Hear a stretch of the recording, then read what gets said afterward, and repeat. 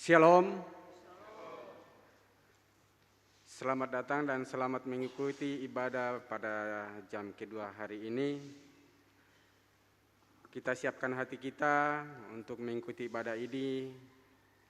Kita sama-sama tenang dan diucapkan juga selamat mengikuti ibadah ini dari tempat masing-masing secara live streaming.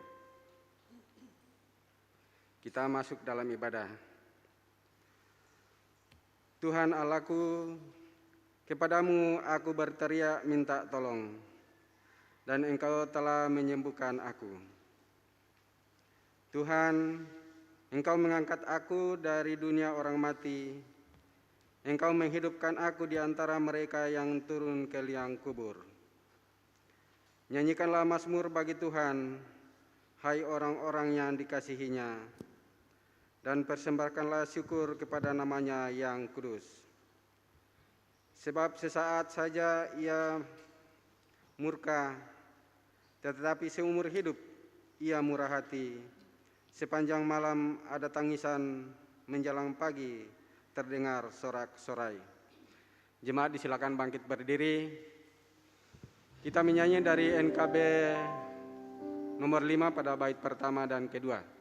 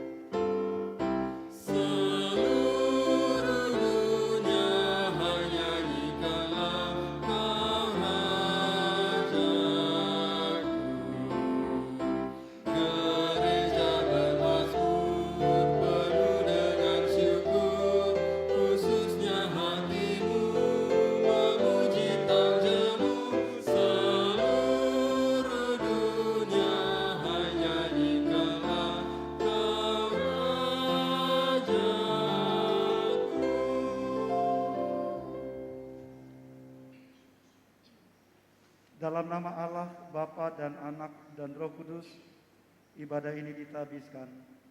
Amin.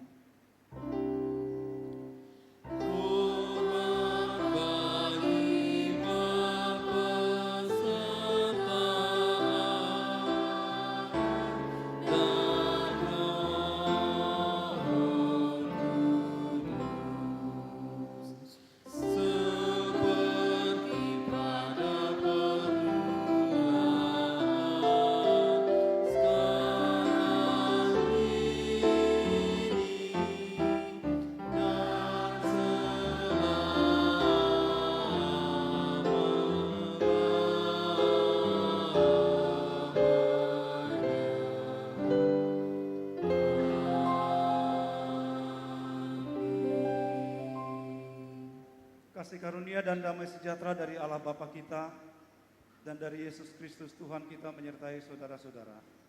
Amin.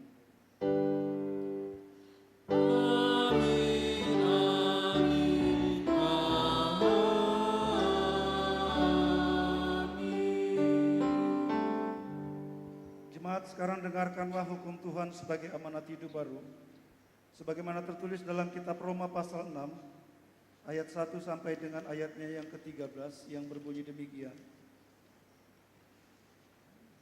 Jika demikian, apakah yang hendak kita katakan? Bolehkah kita bertekun dalam dosa supaya semakin bertambah kasih karunia itu? Sekali-kali tidak. Bukankah kita telah mati dari dosa? Bagaimanakah kita masih hidup di dalamnya? Atau tidak tahukah kamu bahwa kita semua yang telah dibaptis dalam Kristus telah dibaptis dalam kematiannya?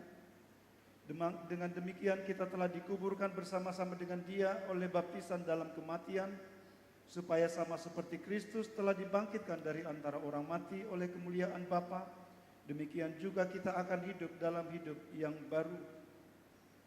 Sebab jika kita telah menjadi satu dengan apa yang sama dengan kematiannya, kita juga akan menjadi satu dengan apa yang sama dengan kebangkitannya. Karena kita tahu bahwa manusia lama kita telah turut disalibkan, supaya tubuh dosa kita hilang kuasanya, agar jangan kita menghambakan diri lagi kepada dosa. Sebab siapa yang telah mati, ia telah bebas dari dosa. Jadi jika kita telah mati dengan Kristus, kita percaya bahwa kita akan hidup juga dengan Dia. Karena kita tahu bahwa Kristus sesudah Ia bangkit dari antara orang mati tidak mati lagi, maut tidak berkuasa lagi atas Dia.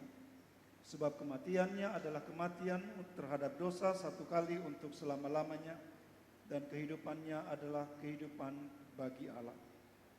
Demikianlah hendaknya kamu memandangnya, bahwa kamu telah mati bagi dosa, tetapi kamu hidup bagi Allah dalam Kristus Yesus. Sebab itu hendaklah dosa jangan berkuasa lagi di dalam tubuhmu yang fana, supaya kamu jangan lagi menuruti keinginannya.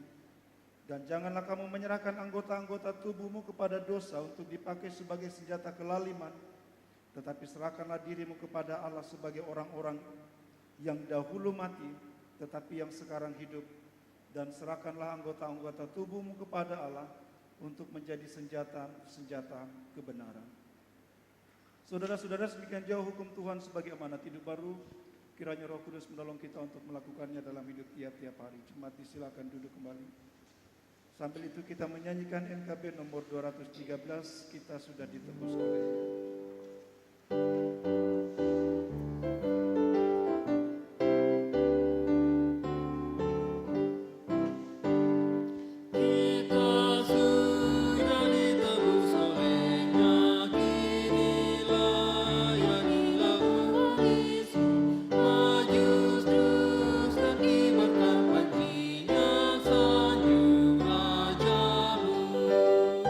Mari bawa padanya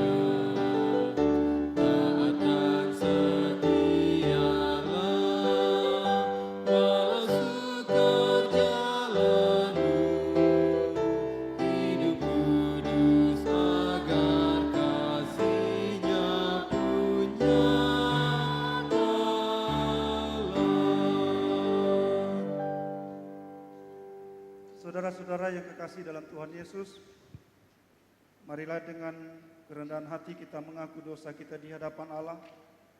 Dalam suasana doa kita nyanyikan Kidung Jumat 467, Tuhanku, bila hati kawanku.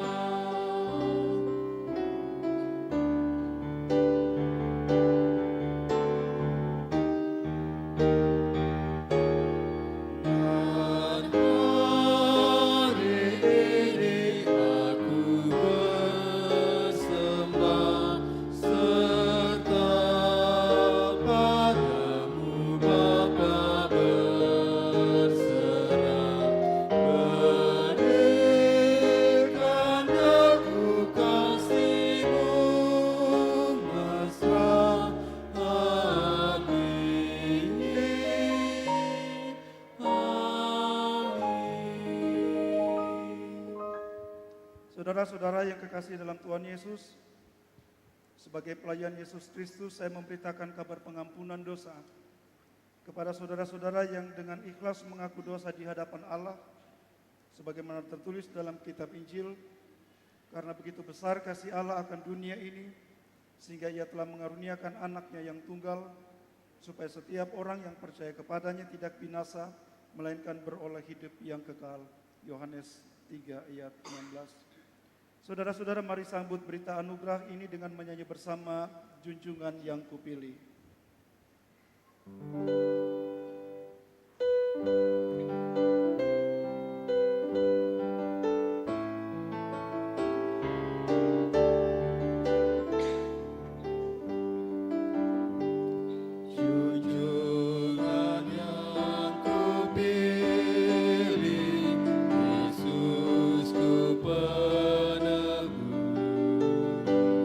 Yang bangkit dari mati,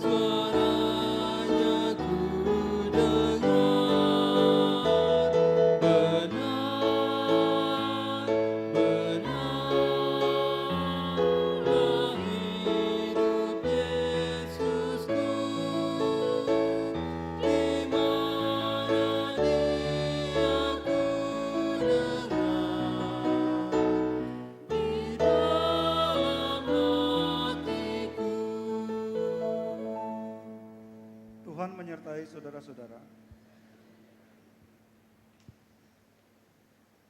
Kami menghampiri kekudusan-Mu dengan syukur Bapa di dalam sorga, karena Engkau telah membangkitkan kami bersama-sama dengan Kristus Putra-Mu yang telah bangkit dari antara orang mati itu. Dan melalui kebangkitannya Engkau berkenan menjadikan kami kepunyaan-Mu, anak-anak-Mu.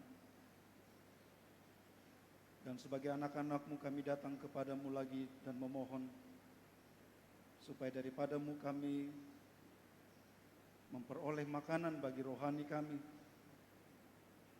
supaya iman percaya kami kepadamu diteguhkan. Karena itu Bapa di dalam surga kami datang kepadamu memohon supaya Engkau hadir di tengah kami anak-anak-Mu ini dan berbicara kepada kami, supaya hidup kami hanyalah hidup berdasarkan setiap kata dan firman yang keluar dari mulut-Mu. Karena itu berfirmanlah Bapa di dalam sorga, karena kami semuanya ini telah sedia mendengarkannya. Di dalam nama Yesus yang mengajar kami berdoa, Bapa kami yang di sorga, dikuduskanlah nama-Mu. Jadilah kehendak-Mu di bumi seperti di sorga. Berikanlah kami pada hari ini makanan kami yang secukupnya, dan ampunilah kami akan kesalahan kami, seperti kami juga mengampuni orang yang bersalah kepada kami. Janganlah membawa kami ke dalam pencobaan, tetapi lepaskanlah kami daripada yang jahat. Karena Engkau-lah yang punya kerajaan dan kuasa dan kemuliaan sampai selama-lamanya. Amin. Saudara-saudara yang kekasih, bagian Alkitab yang menjadi dasar pemberitaan di minggu pertama sesudah kebangkitan Yesus Kristus hari ini terambil dari kitab 2 Korintus pasal 13. Kitab 2 Korintus pasal 13 ayat 1 sampai dengan ayatnya yang ke-13. Untuk pembacaan ini saya mengundang saudara-saudara mari membacanya berbalasan. Saya membacakan setiap ayat ganjil 1, 3 dan seterusnya. Saudara-saudara bersama-sama membacakan setiap ayat genap 2, 4 dan seterusnya. 2 Korintus pasal 13 ayat 1 sampai 13. Firman Tuhan tertulis demikian. Ini adalah untuk ketiga kalinya aku datang kepada kamu. Baru dengan keterangan 2 atau 3 orang saksi suatu perkara sah.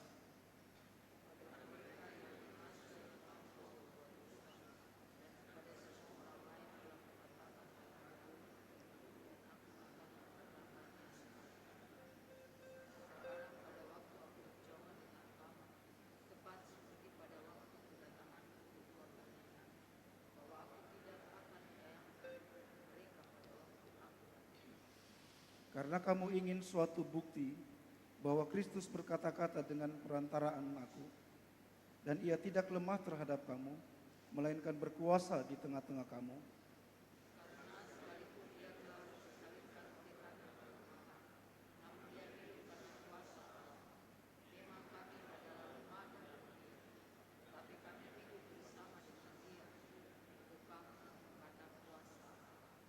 Ujilah dirimu sendiri. Apakah kamu tetap tegak di dalam iman? Selidikilah dirimu. Apakah kamu tidak yakin akan dirimu bahwa Kristus Yesus ada di dalam diri kamu? Sebab jika tidak demikian, kamu tidak tahan uji.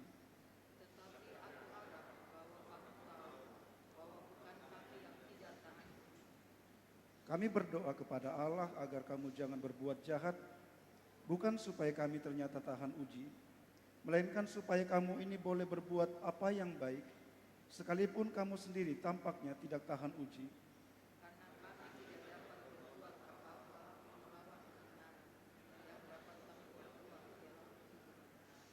Sebab kami bersuka cita apabila kami lemah dan kamu kuat. Dan inilah yang kami doakan, yaitu supaya kamu menjadi sempurna.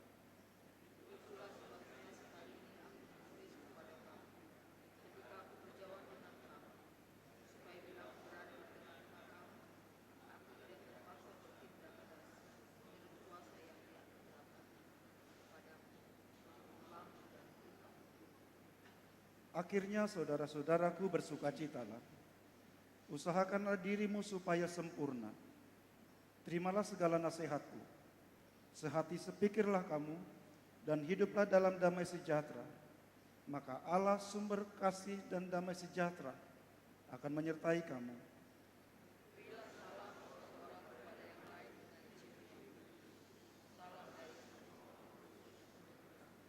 Kasih karunia Tuhan Yesus Kristus dan kasih Allah dan persekutuan Roh Kudus menyertai kamu sekalian. Saudara-saudara, semikian jauh firman Tuhan. Kata Yesus Kristus, yang berbahagia ialah setiap kita yang setia mendengarkan firman-Nya dan yang memelihara dalam hidup tiap-tiap hari. Haleluya. Haleluya, haleluya, haleluya.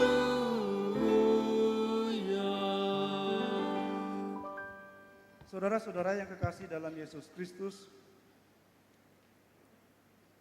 sebagaimana yang saya katakan di awal ibadah tadi, kita sedang berada di minggu pertama sesudah kebangkitan Yesus Kristus dari antara orang mati. Atau kita menyebutnya Paskah Kristen untuk membedakan dengan Paskah Yahudi. Sebagaimana yang saudara-saudara ketahui, melalui kematiannya di atas kayu salib, Yesus menjalankan karya penebusan. Beberapa waktu yang lalu saya membahas makna penebusan, dan saya minta maaf saya harus mengulang lagi sebab ini penting untuk memahami pembahasan kita selanjutnya, pembahasan kita hari ini. Saya mengatakan, saudara-saudara, ada dua syarat untuk menjadi penebus. Seorang yang menjadi penebus pertama ialah pemilik dari barang yang akan ditebus. Dan yang kedua, seorang penebus kalau dia bukan pemilik, maka dia mesti anggota keluarga terdekat. Dan kalau saudara baca Ibrani pasal 2, maka saudara-saudara akan tahu bahwa Yesus Kristus menebus kita sebagai saudara. Karena dia menebus kita sebagai saudara, maka kita dapat menjadi saudara dengan Yesus Kristus dan kita dapat menyebut Bapanya sebagai Bapa kita. Ini berita yang sangat indah tentang penebusan yang dikerjakan oleh Yesus Kristus. Kalau Alkitab mengatakan kita ditebus, itu berarti bahwa kita milik Allah sekarang dan bahwa kita adalah keluarga Allah. Sesudah Allah menebus kita, menjadikan kita anak-anaknya, sesudah dia menyucikan kita, dia memberi namanya pada nama kita melalui baptisan. Bapak Ibu Saudara-saudara ingat, saya selalu mengatakan pada nama kita, ketika kita menerima baptisan, di sana ada nama Bapa, Anak, dan Roh Kudus.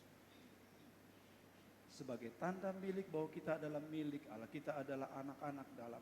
Dan sesudah itu saudara-saudara, ia memasukkan kita ke dalam keluarganya. Ia memasukkan kita dalam persekutuan bersama dengan semua saudara-saudara kita yang lain. Kita dimasukkannya di dalam rumahnya. Itu sebabnya Efesus pasal 2 ayat 19 di sana Paulus katakan, demikianlah kamu bukan lagi orang asing dan pendatang, melainkan kawan sewarga dari orang-orang kudus dan anggota-anggota keluarga Allah. Saudara-saudara dan saya adalah anggota keluarga Allah. Gereja adalah keluarga. Tempat di mana anak-anak Allah bersekutu, bertemu, berkumpul dan hidup bersama-sama.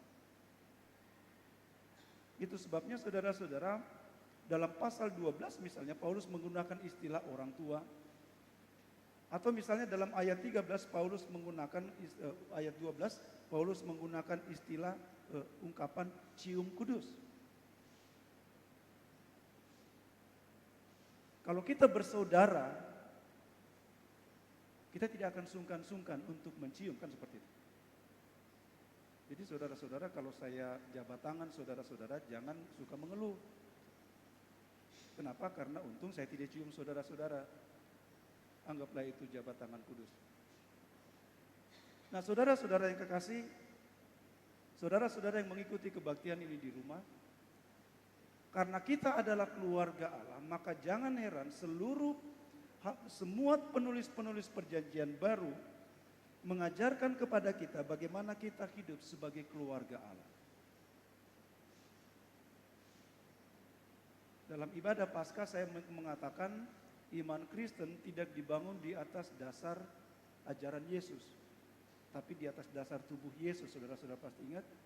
Nah, baru sekarang sesudah dia memasukkan kita dalam keluarganya, baru sekarang kita mesti hidup berdasarkan ajarannya, supaya kita tahu bagaimana kita mesti hidup sebagai anak-anaknya, supaya kita hidup sebagai keluarganya. Karena itu saudara-saudara, dalam pasal 13 2 Korintus ini, Paulus mengajarkan kepada kita bagaimana seharusnya kita hidup sebagai keluarga Allah. Dalam suratnya kepada jemaat di Korintus, saudara-saudara, nampak dengan sangat jelas Paulus menyoroti cara hidup orang-orang di dalam jemaat di Korintus. Paulus mendapat laporan dari keluarga Chloe, itu di dalam pasal 1 ayat 11 1 Korintus. Sekalipun mereka percaya kepada Yesus, sekalipun mereka telah ditebus oleh Yesus Kristus, sekalipun Yesus telah mati dan bangkit mereka, tetapi mereka tetap hidup dalam cara-cara lama mereka. Saudara bisa buka dalam pasal 5, 1 Korintus ayat 1. Di sana mereka mempraktekkan 1 Korintus pasal 5, 1 Korintus pasal 5. Mereka mempraktekkan sebuah cara hidup yang bahkan orang-orang di luar gereja sekalipun tidak lakukan. Ayat 1 pasal 5.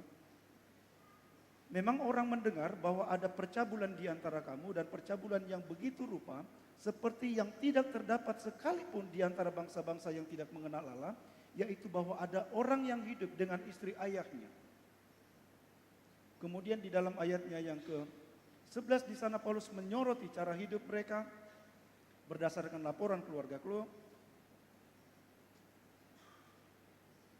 Supaya kamu jangan bergaul dengan orang yang sekalipun menyebut dirinya saudara adalah orang cabul, kikir, penyembah berhala, pemfitnah, pemabuk atau penipu. Dengan orang yang demikian janganlah kamu sekali-kali makan bersama. Jadi saudara-saudara, orang-orang percaya ini, sekalipun mereka telah ditebus oleh Yesus Kristus, mereka telah masuk dalam keluarga Allah, tetapi mereka terus-menerus mempertahankan cara-cara hidup mereka yang lama. Itu sebabnya dalam ayat 7 dan 8 Paulus katakan, buanglah ragi yang lama itu supaya kamu menjadi adonan yang baru, sebab kamu memang tidak beragi. Sebab anak domba Paskah kita juga telah disembelih, yaitu Kristus. Karena itu marilah kita berpesta bukan dengan ragi yang lama, bukan pula dengan ragi keburukan dan kejahatan, tetapi dengan roti yang tidak beragi, yaitu kemurnian dan kebenaran. Ragi di sini dalam 1 Korintus pasal 5 ayat 7 dan 8 adalah simbol kehidupan yang jahat yang dapat mempengaruhi seluruh adonan. Itu sebabnya dalam 1 Korintus pasal 5 tadi ayat 13 di sana Paulus dengan tegas mengatakan begini, usirlah orang yang melakukan kejahatan dari tengah-tengahmu. Ini yang Paulus maksud dalam ayat pembacaan kita pasal 13 tadi, ayatnya yang kedua, bahwa dia akan bersikap keras kepada mereka. Paulus katakan, usirlah orang-orang yang melakukan kejahatan di antara kamu. Nah, inilah yang kemudian menjadi dasar persoalan yang muncul baru. Perkataan Paulus yang sangat keras ini menimbulkan persoalan yang baru di dalam jemaat. Beberapa orang di dalam jemaat kemudian bilang begini, siapa Paulus? Apa dasarnya dia mengatakan begitu? Apa dasarnya dia mau mengusir orang-orang dari dalam jemaat? Siapa dia? Yesus sendiri saja mengampuni. Kenapa dia malah mau usir-usir? Bukankah juga saudara sering dengar di dalam gereja? Yesus saja mengampuni. Kenapa kita menghakimi orang? Kenapa kita menilai orang?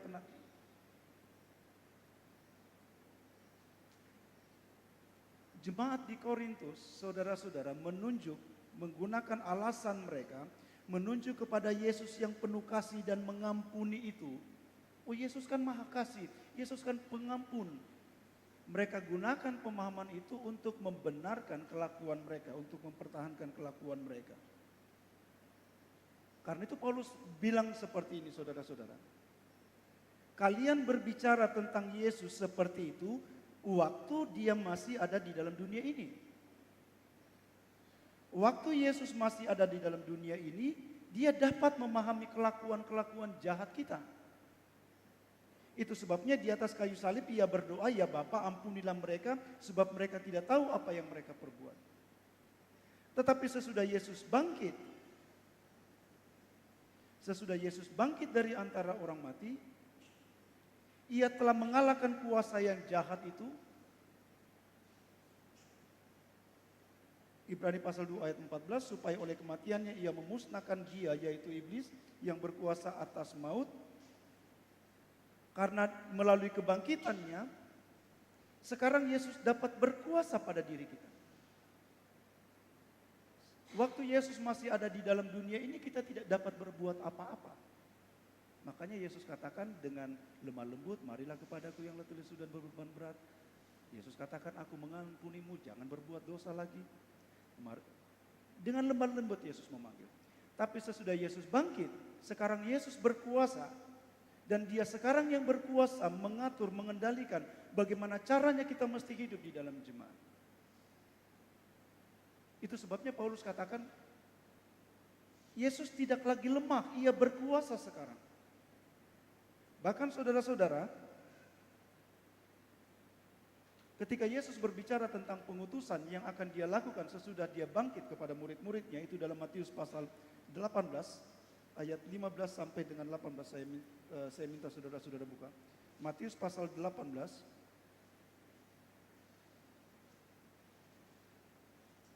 Yesus katakan begini, ayat 15 sampai 18.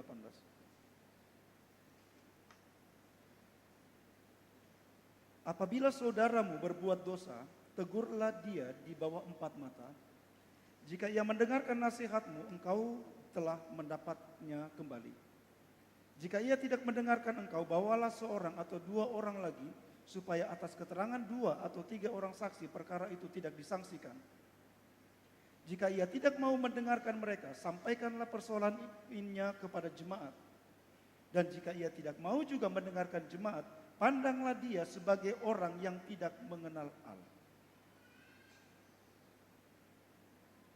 Ada orang-orang di dalam jemaat yang tetap mempertahankan perilaku-perilaku jahat mereka, yang mengatakan, oh Yesus kan penuh kasih, Yesus kan pengampun, jadi kalau kita berbuat begini dia akan mengampuni kita. Yesus katakan tidak.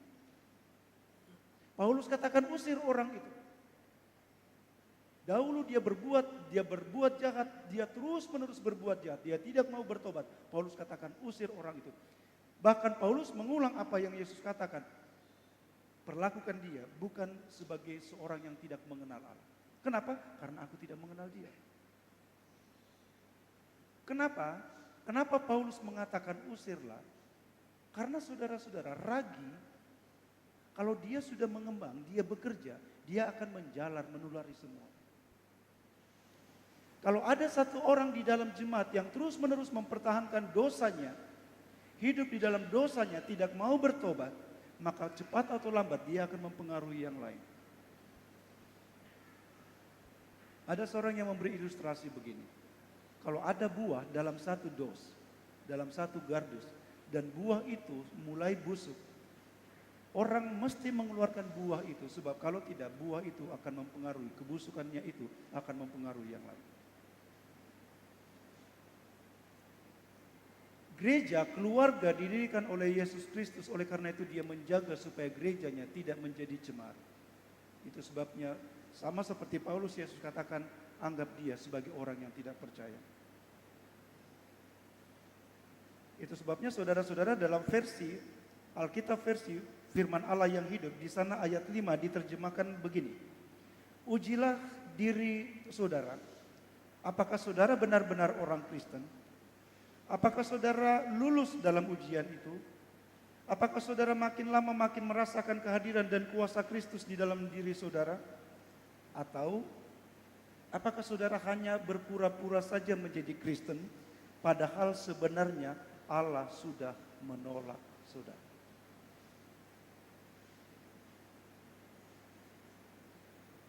Kalau Allah sudah menolak kita, saudara-saudara, karena kita terus-menerus hidup dalam kejahatan, maka tidak ada yang dapat mengubah itu.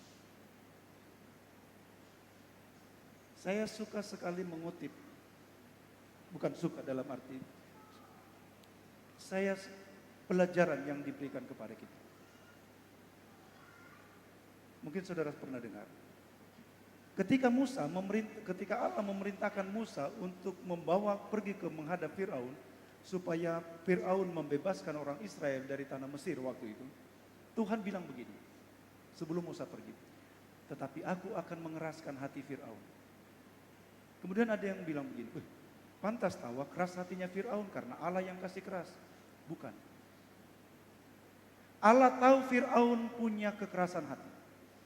Karena itu Allah kasih kesempatan Firaun untuk bertobat. Caranya dia kirim 5 tulah. Ada 10 tulah, saudara-saudara ingat? Dia kirim 5 tulah untuk memberikan kesempatan kepada Firaun untuk berubah. Tetapi sepanjang itu Firaun, saudara bisa periksa, terus menerus mengeraskan hatinya. Kemudian sesudah berulang-ulang kali Firaun mengeraskan hatinya, Allah bilang begini, baik Firaun, kalau kau mengeraskan hatimu terus, sekarang saya bantu kau, saya bekukan hatimu. Itu sebabnya menyusullah tulah-tulah selanjutnya, sampai terakhir Allah membunuh, membinasakan anak-anak laki-laki sulung orang-orang Mesir. Sama seperti Yudas Iskariot, saudara-saudara. Apakah Yesus tidak tahu siapa Yudas Iskariot kemudian Yesus panggil dia menjadi muridnya? Tidak. Yesus tahu siapa Yudas Iskariot. Tapi Yesus memanggilnya, memberikan kepada Yudas kesempatan untuk bertobat, untuk berubah. Tetapi selama itu Yudas tidak mau bertobat. Kemudian Yesus katakan, Yudas, lakukan sekarang apa yang kau mau lakukan. Jadi saudara-saudara, kalau Allah memberikan kepada kita dalam tahun-tahun hidup kesempatan untuk bertobat dan kita tidak menggunakan kesempatan itu, maka kita mesti berhati-hati. Siapa tahu kekerasan hati kita sekarang ini adalah cara Allah mengeraskan hati kita. Dan bahwa itu adalah sebuah petunjuk bahwa memang kita adalah orang-orang yang binasa. Karena itu saudara-saudara, Paulus menasehati jemaat di Korintus untuk menguji diri mereka sendiri. Ujilah diri. Apakah yang kamu lakukan itu kebenaran? Atau yang kamu lakukan itu justru melawan kebenaran? Sama seperti kita selalu cek kesehatan, saudara-saudara. Kita memeriksa kesehatan. Untuk apa? Untuk tahu bagian tubuh kita yang sedang bermasalah. Supaya apa? Supaya kita benahi, kan begitu. Begitu juga Paulus katakan, ujilah dirimu, periksa dirimu. Apakah kamu hidup di dalam kebenaran? Apakah kamu, kan kita seringkali terlalu kepala batu karena kita merasa benar sendiri. Sudah betul apa yang saya bilang. Uji, Paulus bilang. Apakah betul itu kebenaran yang kau sedang perjuangkan, atau ternyata itu adalah caramu melawan kebenaran itu sendiri? Uji dirimu sebelum kau diuji orang lain. Sebab kalau kau diuji orang lain, itu akan memalukan. Itu yang kalau Paulus katakan, ujilah dirimu. Nah karena itu saudara-saudara, Paulus mengajarkan kepada kita sebuah pelajaran yang indah. Paulus menunjukkan kepada kita ciri sebuah jemaat yang sehat. Bagaimana itu jemaat yang sehat? Sama seperti keluarga. Bagaimana itu keluarga yang sehat? Ciri pertama dari keluarga yang sehat, ciri pertama dari jemaat yang sehat, ialah ada orang yang menjalankan otoritas di dalamnya. Ada orang yang berkuasa di dalamnya. Bayangkan kalau di keluarga saudara-saudara semuanya mau berkuasa. Keluarga yang sehat mesti ada orang yang menjalankan kuasanya, otoritasnya. Dan mesti ada orang-orang anggota yang lain yang mesti menghormati otoritas itu. Kita bapak-bapak, kepada kitalah diberikan otoritas itu kalau misalnya tidak ada ibu di dalam rumah. Kitalah yang diberikan otoritas untuk memimpin rumah tangga kita, untuk berkuasa di dalamnya, untuk mengatur anak-anak kita hidup seperti apa. Saudara ingat ketika Allah memerintahkan Musa untuk menyembelih hewan, dan kemudian Allah memerintahkan melalui Musa supaya yang lelaki, kepala-kepala keluarga, untuk mengambil darah hewan yang disembelih itu dan dia membubuh di tiang pintu rumah. Itu pekerjaan kita bapak-bapak, memastikan bahwa tidak ada kejahatan yang masuk di dalam rumah tangga kita. Kita mesti menjalankan otoritas kita, kekuasaan kita di dalam rumah. Dan kalau kita lemah, sehingga anak-anak kita tidak menghormati otoritas kita, maka kita sedang membawa rumah tangga kita pada penderitaan.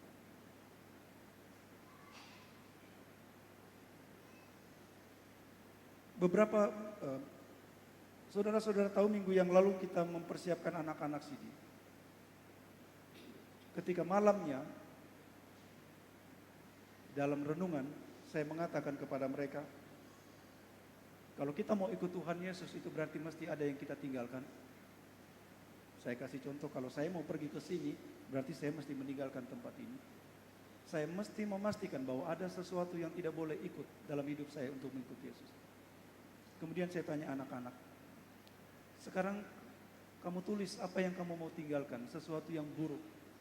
Sebagian besar mereka menulis tentang kelakuan mereka kepada orang tua mereka. Suka melawan, pura-pura tidak dengar kalau dipanggil supaya akhirnya mamanya saja kemudian yang kerja. Kemudian saya, kenapa semuanya hampir berhubungan dengan keluarga? Karena ternyata memang hubungan anak-anak dimulai dari dalam rumah. Dimulai dari hubungan kita dengan mereka dengan orang tua kita.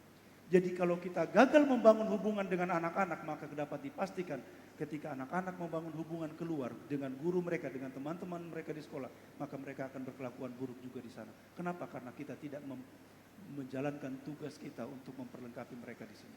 Kedua, Bapak Ibu, saya mesti sampaikan di sini. Ketika kita menyaksikan anak-anak kita di sini, mungkin ada saudara-saudara punya anak salah seorang. Ada orang tua yang mengantarkan anak-anak di sini. Saudara-saudara dengar, waktu itu anak-anak berjanji kami akan aktif dalam persekutuan. Saudara-saudara dengar anak-anak berjanji seperti itu. Kalau begitu jangan tahan anak-anak saudara-saudara untuk aktif dalam persekutuan. Anak-anak sudah berjanji untuk itu. Kalau saudara-saudara menghalangi itu sama dengan saudara-saudara menghalang-halangi anak-anak saudara-saudara untuk menjalankan fungsi itu. Saudara bisa menggunakan alasan, oh karena di pemuda begini, karena di gereja begini. Tidak ada keluarga yang sempurna, sama seperti keluarga saudara-saudara sendiri tidak sempurna. Tidak ada gereja yang sempurna. Itu berarti kita mesti menjalankan, tidak boleh menghentikan tugas pengawasan kita terhadap anak-anak kita. Tidak bisa kita berhenti menjalankan, tidak bisa kita menjadikan anak-anak kita pemuda seperti ini, gereja seperti ini, kemudian itu kita jadikan alasan untuk menahan anak-anak kita. Oh jangan Mina, begini gereja bodoh. Saudara sedang menolong anak saudara-saudara untuk tidak menjalankan perjanjian mereka di hadapan Allah. Jadi sekali lagi saudara-saudara, ciri gereja yang sehat sama seperti ciri keluarga yang sehat. mesti ada yang menjalankan otoritas. Dan kita semua, saudara-saudara, pendeta, penatua, diaken, mesti ingat, kitalah yang menjalankan otoritas Allah di sini. Kita yang menjalankan kuasa Allah di sini. Karena itu, saudara-saudara, kita mesti memastikan bahwa kita menjalankan itu, bahwa kita dapat dipercaya untuk pekerjaan itu. Makanya saudara-saudara, ada yang menggambarkan penatua itu menjalankan fungsi bapak di dalam keluarga, diaken itu menjalankan fungsi ibu di dalam keluarga. Karena itu pertanyaan kita sebagai bapak-bapak, entah sebagai penatua, diaken, pendeta, apakah anak-anak kita sudah cukup menghormati kita? Anak-anak kita sudah mendengarkan kita? Atau kita yang lebih banyak mendengar anak-anak? Jemaat di Korintus adalah adalah gambaran anak-anak yang manja. Oh tidak saya yang saya papaku. Akibatnya mereka terus-menerus dibiarkan sehingga kemudian perilaku yang jahat itu semakin mengental dan mengeras. Tugas kita sebagai keluarga, kepala keluarga, sebagai yang memegang otoritas di dalam keluarga oleh jemaat ialah memastikan kebiasaan-kebiasaan buruk anak-anak kita mesti hilang. Jadi kalau saudara-saudara di dalam gereja, dalam persekutuan bersama, saudara-saudara ditegur, jangan lagi bilang, siapa dia? Apa dasarnya tegur saya? Bukankah Yesus sendiri mengampuni? Bukankah Yesus penuh kasih? Sudah bukan Yesus seperti itu sekarang yang kita layani, saudara-saudara. Yang Yesus yang kita layani sekarang ialah Yesus yang menjadi Tuhan kita. Lakukan ini. Kita mesti sekarang hidup dalam ketaatan kepadanya. Itu sebabnya dalam ayat 11 Paulus katakan, terimalah nasihatku. Mari menjadi anggota jemaat yang mau dinasehati, yang mau dengar. Ciri yang kedua, saudara-saudara, dari keluarga atau jemaat yang sehat ialah ada harmoni, ada kerukunan di dalamnya. Ada damai sejahtera di dalamnya, dalam hubungan satu dengan yang lain.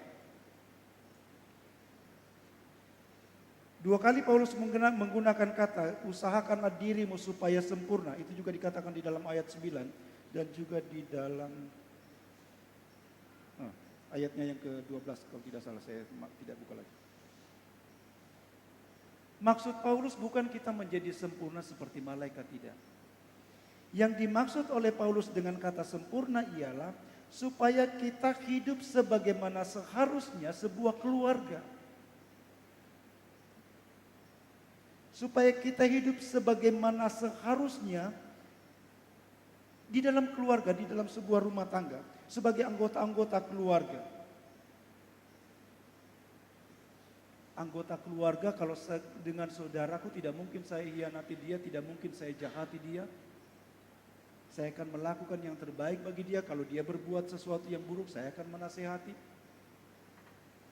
Bukan malah terpecah-pecah sebagaimana yang sedang terjadi di jemaat Korintus. Paulus katakan sehati sepikir. Satu hati. Kayaknya ini iklannya Honda ini. Satu pikiran, bukan keinginan hatimu saja yang mau diikuti. Bukan pikiran-pikiranmu saja yang mau diikuti. Kita mesti bersama-sama menghasilkan pikiran-pikiran yang sama, yang selaras. Saudara-saudara, kenapa Paulus dengan sangat keras mengingatkan jemaat Korintus tentang hal ini? 1 Petrus pasal 4 ayat 17 mengatakan begini. Karena sekarang telah tiba saatnya penghakiman dimulai dan pada rumah Allah sendiri yang harus pertama-tama dihakimi. Jadi kalau ada yang bilang, ada yang ajar, kita kan sudah percaya kepada Tuhan Yesus dan kita akan semuanya baik-baik saja.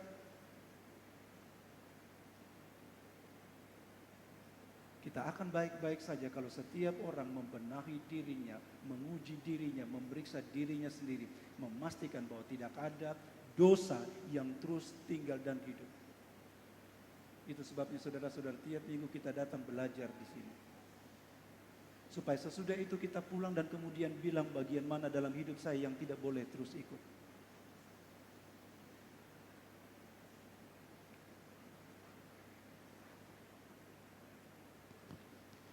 Karena itu saudara-saudara yang kekasih di dalam Tuhan Yesus, dari penjelasan Paulus ini kita sama-sama menyaksikan ada Yesus yang berbeda ketika dia belum bangkit dari antara orang mati, dan ada Yesus yang berbeda ketika dia sudah bangkit dari antara orang mati. Sebelum dia bangkit dari antara orang mati, dia melayani kita. Sesudah dia bangkit dari antara orang mati, sekarang kita yang melayani dia. Wahyu pasal 1 ayat 5 dan 6. Dia melayani kita bahkan dengan darahnya. Supaya apa? Sesudah itu dia bangkit, maka pada saat itulah sekarang kita yang menjadi pelayan-pelayan. Kita hidup sekarang melayani dia. Jadi kita tidak lagi bicara tentang Yesus.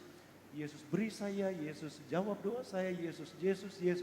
Tetapi Yesus yang sekarang kita layani dalam hidup. Karena itu saudara-saudara yang kekasih di dalam Yesus Kristus, sebagai orang-orang yang telah dibangkitkan bersama-sama dengan Kristus Yesus Tuhan kita, maka marilah kita hidup dalam damai sejahteranya. Mari kita hidup sebagai keluarga. Mari kita hidup sebagai saudara bersaudara dengan yang lain. Coba saudara-saudara rasa. Bagaimana perasaan saudara-saudara dengan saudara yang pernah ada di jemaat ini dan kemudian pindah ke jemaat lain? Saudara mungkin akrab, tetapi saudara pasti akan merasa ada bedanya. Kenapa? Karena kita tidak hidup lagi bersama sebagai satu keluarga, satu jemaat. Ada seolah-olah ada penghalang, ada batasan. Seperti itulah saudara-saudara menjadi keluarga. Karena itu sebagai orang-orang yang telah dibangkitkan bersama dengan Yesus Kristus, mari kita hidup dalam damai sejahteranya. Sekali lagi mari kita hidup sebagai saudara bersaudara satu terhadap yang lain. Mari kita hidup jauh dari dosa. Setiap orang berjuang untuk melawan setiap dosa dalam dirinya dan menolong saudaranya yang lain. Begini, kalau Yesus memerintahkan kita untuk bersabar terhadap yang lain, maka itu berarti saya harus bersabar, berusaha untuk bersabar. Dan saya juga mesti menolong saudara saya supaya dia juga bersabar. Bagaimana caranya? Saya jangan ocok-ocok dia. Saya jangan pancing-pancing dia.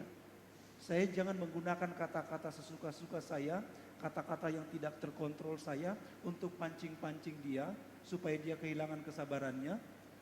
Baru kemudian saya bilang, kan kita disuruh sabar. Ya tapi kalau kau pancing terus, lain ceritanya kan gitu.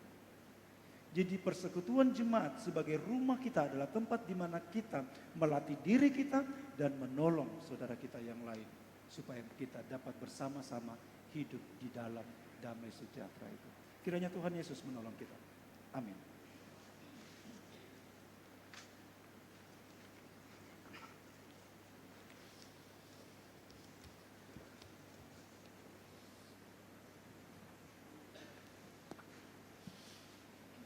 Kita siapkan persembahan syukur kita masing-masing yang telah kita siapkan dari rumah, dan hari ini juga bersamaan dengan persembahan syukur bulanan. Sambil pun dijalankan, kita menyanyi dari PKJ 213.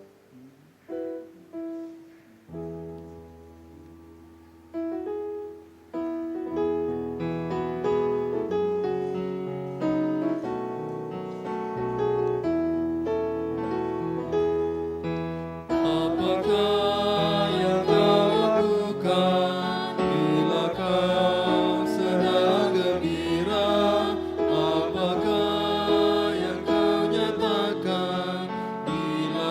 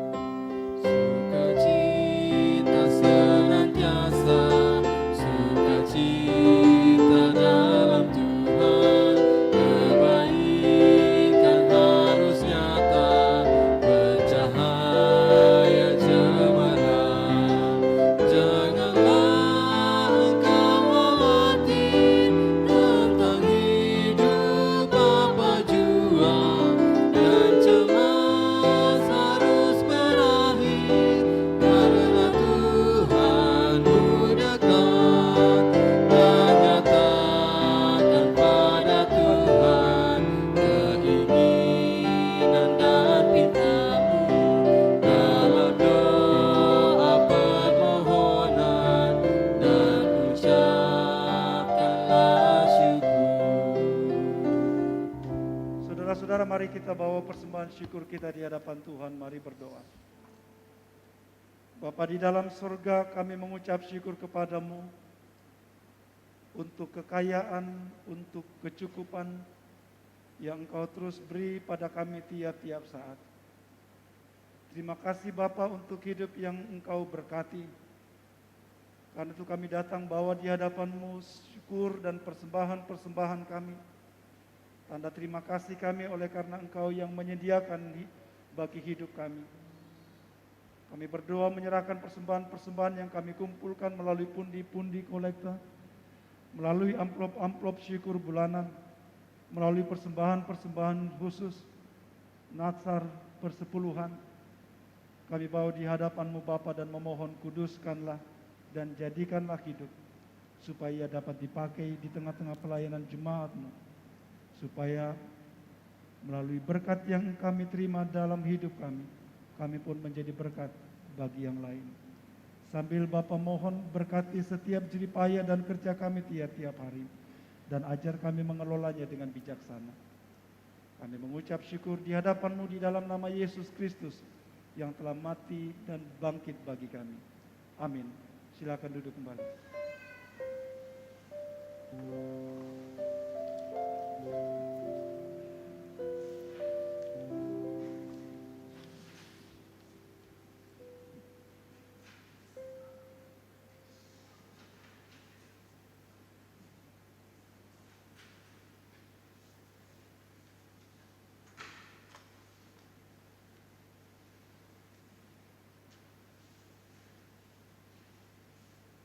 Saudara-saudara, mari bersama dengan seluruh orang percaya di segala tempat dan di sepanjang abad, mari bersama mengikrarkan pengakuan iman kita. Jemaat dijemput berdiri.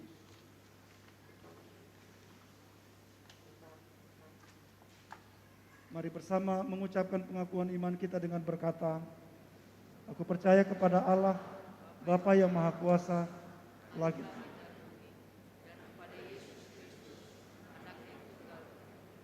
yang dikandung daripada Roh Kudus, lahir dari anak darah Maria, yang menderita di bawah pemerintahan Pontius Pilatus, disalibkan, mati dan dikuburkan, turun ke dalam kerajaan maut, pada hari yang ketiga,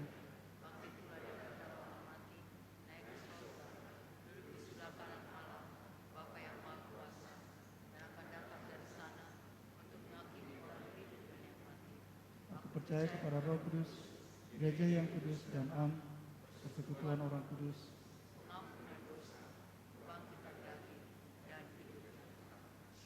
Jemaat silakan duduk kembali.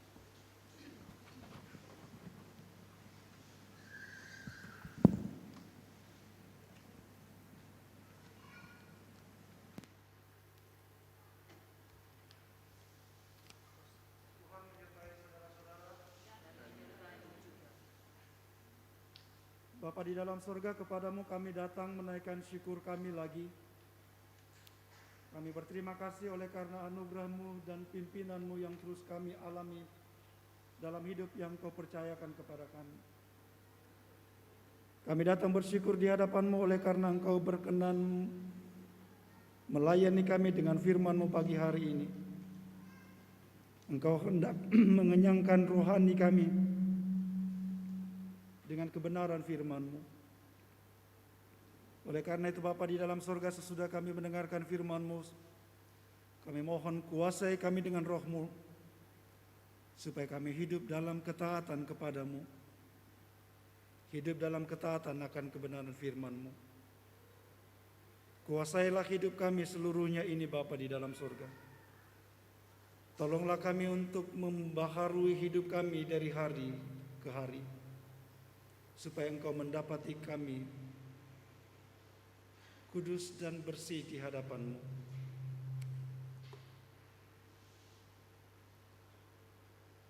Kami datang berdoa menyerahkan kehidupan masing-masing kami Bapa. Kami berdoa bagi semua anak-anak-Mu di tengah-tengah tanggung jawab yang Engkau karuniakan sebagai abdi negara, TNI dan Polri, sebagai aparatur sipil negara. Anak-anak-Mu yang bekerja di berbagai bidang lapangan pekerjaan sebagai wira swasta, mereka yang menjalankan usaha-usaha dalam rumah tangga mereka, Kami berdoa memohon Bapa di dalam surga supaya Engkau terus menyertai mereka lagi memasuki minggu yang baru ini. Supaya dalam damai sejahtera-Mu mereka pergi dan mengabdi, memberikan segala yang terbaik yang dapat mereka beri sebagai bagian dari cara mereka melayani Engkau sebagai Tuhan mereka. Pula jadikan anak-anak-Mu saksi Bapa di sorga, supaya dengan cara mereka hidup, cara mereka bekerja, cara mereka menyelenggarakan rumah tangga mereka, mereka bersaksi iman percaya mereka kepadamu ya Kristus yang bangkit, supaya melalui dari hidup mereka Engkau dipermuliakan. Terima kasih Bapa di dalam surga untuk setiap cara-Mu memberkati hidup kami, memberkati kami sebagai keluarga besar jemaat-Mu, Jemaat Orayat Labora, yang Kau perlihatkan kepada kami melalui secara usia-usia baru yang Kau karuniakan dalam kehidupan saudara-saudara kekasih kami, yang Engkau tambahkan 1 tahun usia antara tanggal 10 sampai dengan tanggal 16 April ini. Kami mengucap syukur bersama mereka yang Kau tambahkan 1 tahun usia, dan juga yang Kau tambahkan 1 tahun usia dalam perhidupan pernikahan mereka. Kami datang di hadapan-Mu menyebut kekasih-kekasih kami, Saudara Sean Trifan Ridwan, kekasih kami Ibu Maria Rumpa, kekasih kami Ibu Damaris Patanan. Kami mengucap syukur Bapa di dalam surga atas cara-Mu memberkati hidup bersama kami. Oleh karena itu kami percaya Engkau yang setia, Engkau pula yang akan terus menyertai saudara-saudara kekasih kami menjalani usia baru mereka, baik sebagai pribadi maupun dari tengah-tengah hidup mereka sebagai keluarga, sebagai suami dan istri. Engkau sendirilah kiranya yang akan terus memberkati mereka sebagaimana yang telah Engkau lakukan Bapa di sorga. Saat kami hitung berkat-berkat-Mu dalam hidup kami, kami juga datang kepadamu membawa dan menyebut kekasih-kekasih kami, mereka yang terus bergumul dengan kelemahan tubuh dan sakit penyakit, mereka yang terbaring di rumah-rumah sakit, bahkan di rumah kediaman masing-masing mereka. Kami berdoa memohon Bapa di dalam sorga, Engkau berkenan campur tangan dalam setiap upaya pemulihan yang mereka sedang tempuh. Kami menyebut kekasih-kekasih kami, cucu kekasih dari Penatua Maksimum Bonde yang sedang menjalani perawatan di Rumah Sakit Abu Nawas, Bapak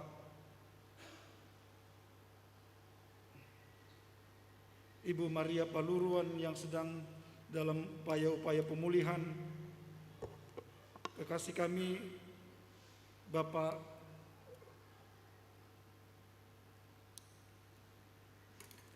Erik Bansin, Roni Sianto yang terus berada dalam pemulihan. Kepadamu kami datang berdoa memohon supaya Engkau terus campur tangan dalam upaya-upaya pemulihan yang ditempuh kekasih-kekasih kami Bapa. Dan biarlah di tengah-tengah pergumulan mereka melawan sakit penyakit mereka, mereka tidak berhenti menyaksikan betapa Tuhan memberkati hidup mereka. Dan biarlah dalam penyertaan-Mu mereka dapat menghadapi beban sakit penyakit yang mereka sedang pikul, sambil mempercayakan semuanya upaya-upaya pemulihan yang mereka tempuh itu kepadamu Bapa di sorga.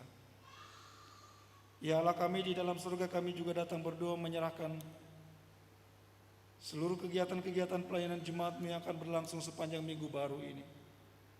Kami berdoa menyerahkan pelayanan kami sebagai pendeta penatua, diaken, pengurus pelayanan kategorial, bersama dengan semua saudara-saudara yang terlibat dalam pelayanan sebagai tim musik, kantoria, organis, tata usaha koster, multimedia, tim posyankes jemaat-Mu, BP3 jemaat-Mu, dan panitia-panitia yang bekerja dalam lingkup jemaat-Mu.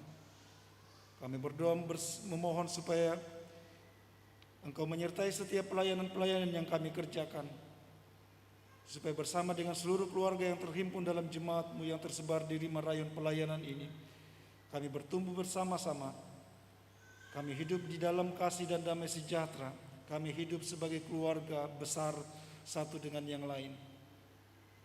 Kami juga datang berdoa menyerahkan Saudara-saudara kekasih kami dalam pelayanan Rayon 5 yang sedang mempersiapkan diri untuk melakukan perjalanan wisata rohani ke Manado, kiranya Engkau berkenan memberkati seluruh persiapan-persiapan mereka. Memberkati Pendeta Martinus Pangturunan yang akan mendampingi. Kiranya Engkau yang mengawal mereka Bapa. Engkau yang memimpin mereka dalam perjalanan dan Engkau yang membawa mereka untuk menyaksikan apa yang Tuhan sedang persiapkan bagi mereka di sana. Kami juga datang berdoa menyerahkan anak-anak kami Bapa di sorga. Anak-anak kami dalam pendidikan mereka, dalam pertumbuhan mereka, bahkan anak-anak kami yang masih dalam gendongan. Hadirlah terus dalam kehidupan anak-anak kami Bapa. Pimpin pelihara mereka. Juga pakai kami sebagai orang tua mereka untuk terus memperlengkapi mereka. Supaya mereka tidak hanya bertumbuh dengan segala fasilitas yang tersedia yang dapat kami siapkan, tetapi juga anak-anak kami dapat bertumbuh benar di hadapan-Mu. Iman percaya mereka dan rohani mereka sehat dan terpelihara. Anak-anak kami yang terpisah jauh dari tengah-tengah kehidupan rumah tangga kami oleh karena pekerjaan dan juga oleh karena pendidikan, kami mempercayakan perlindungan dan pemeliharaan hidup mereka kepada-Mu Bapa. Engkau yang mengawal mereka. Engkau yang mengangkat setiap ketakutan dan kekhawatiran kami sebagai orang tua. Engkau ada di sana bagi mereka dan memelihara mereka, menjauhkan mereka dari segala bahaya kecelakaan, dari segala hal-hal yang mereka peroleh dari pergaulan-pergaulan dengan orang-orang di sekitar mereka. Di dalam Engkau kiranya anak-anak kami terus hidup dan terpelihara Bapa. Ya Allah kami di dalam sorga, kami juga datang berdoa menyerahkan keluarga-keluarga yang akan menerima pelayanan jemaat-Mu sepanjang minggu baru ini. Kiranya Engkau memperlengkapi mereka dan mempersiapkan mereka, supaya kami boleh bersama-sama menggunakan kesempatan-kesempatan bersekutu untuk bertumbuh bersama-sama di dalam iman kepada-Mu ya Juru Selamat. Terima kasih Bapa di dalam surga untuk berkat-berkat yang terus Engkau sediakan dalam hidup kami. Terima kasih untuk setiap pekerjaan-pekerjaan yang daripadanya kami memperoleh setiap kebutuhan-kebutuhan hidup kami. Biarlah dalam Tuhan, dalam campur tangan Tuhan, kami dapat mengelolanya dengan bijaksana. Karena itu berkatilah seluruh persembahan-persembahan anak-anak-Mu yang kami kumpulkan bersama-sama hari ini. Dan jadikanlah benda-benda mati ini hidup demi hormat dan kemuliaan bagi nama-Mu sendiri.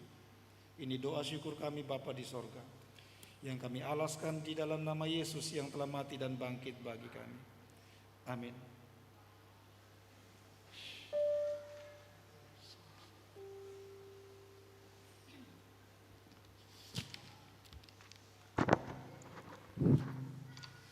Sidang jemaat yang diberkati Tuhan, kita lihat lembaran warta jemaat Minggu 16 April 2023. Yang pertama untuk ibadah rumah tangga yang sudah termuat tidak ada perubahan, namun ada 2 tambahan, yaitu di rayon 5 dan 2.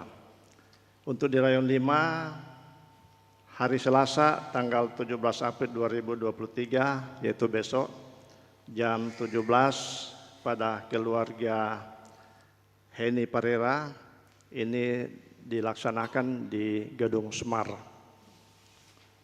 Ini mengundang semua majelis, pelayan Pendeta Elazar Embonde.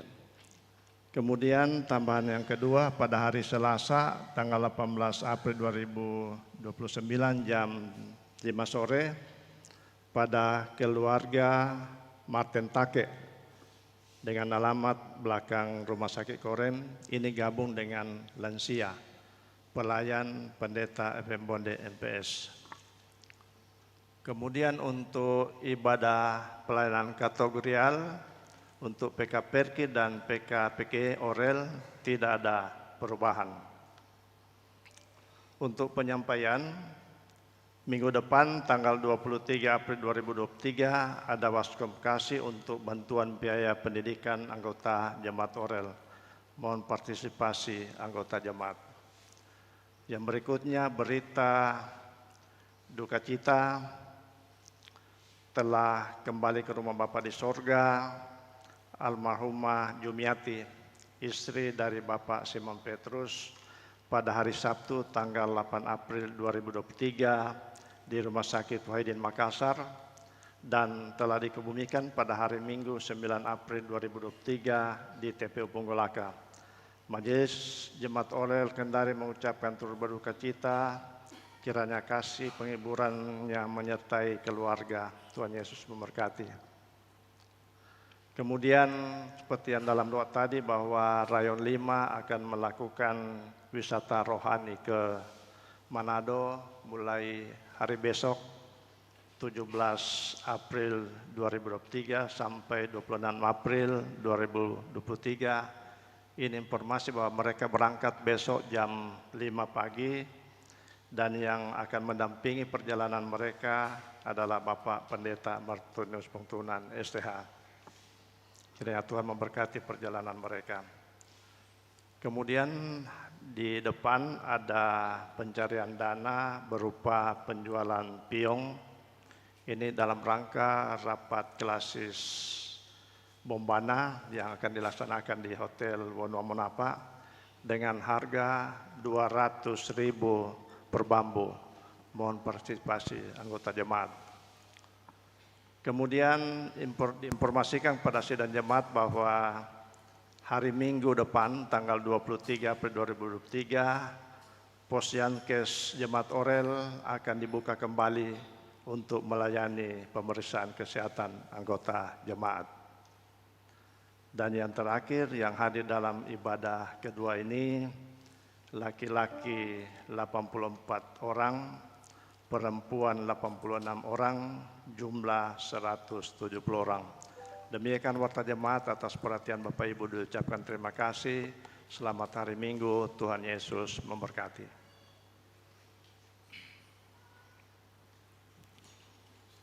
Saudara-saudara yang kekasih dalam Tuhan Yesus, mari kita mengakhiri ibadah pagi hari ini. Untuk itu saya jemput saudara-saudara berdiri. Kita nyanyikan nyanyian Hai Bangkit Bagi Yesus.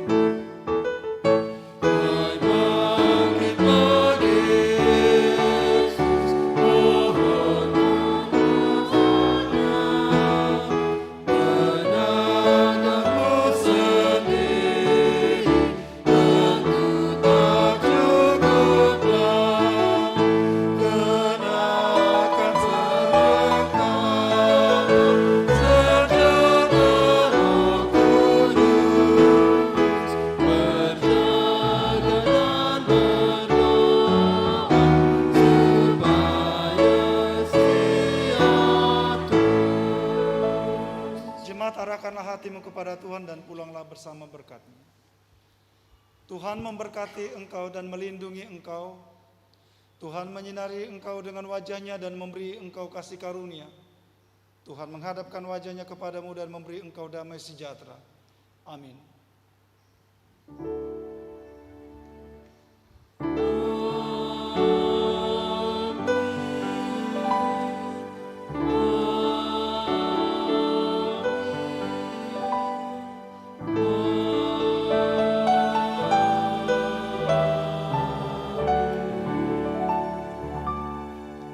Kidung Jemaat 422 pada bait yang pertama sampai ketiga untuk mengakhiri segala rangkaian ibadah kita pada saat ini.